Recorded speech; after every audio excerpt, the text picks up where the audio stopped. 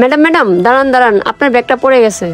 আরে হ্যাঁ, এটা তো আমার ব্যাগ। আমি সামনের রাস্তায় আমার এই বড় ব্যাগের চেনটা খুলছিলাম, হতে পারে ওখান থেকে এই ব্যাগটা পড়ে গেছিল।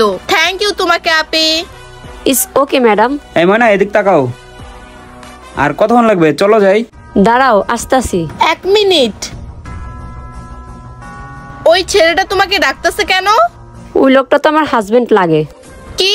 ওই লোকটা তোমার হাজবেন্ড? জি উনি আমার হাজবেন্ড। ওই লোকটা তো ড্রেন পরিষ্কার করে। তো ম্যাম তাতে কি সমস্যা? মানে তোমরা দুইজন হাজবেন্ড ওয়াইফ? হ্যাঁ আপনাকে তো বললামই। আচ্ছা ঠিক আছে, কিন্তু তুমি যে একটা দামি বোরকা পরছো, দামি একজোড়া জুতা পরছো, উন্না পরছো, এগুলোর মানে কি? নিজেকে অনেক স্মার্ট রাখার চেষ্টা করো, চোখে আইলাইনার কাজল লাগাইছো, অনেক সুন্দরভাবে সেজে আসছো, মানে তো বুঝলাম না আমি। আরে ম্যাডাম আজকে আমাদের বিবাহ বার্ষিক তো, এজন্যই আমরা ঘুরতে বেরিয়েছিলাম, আর এই বোরকাটা উনি আমাকে কিনে দিছে। মানে তো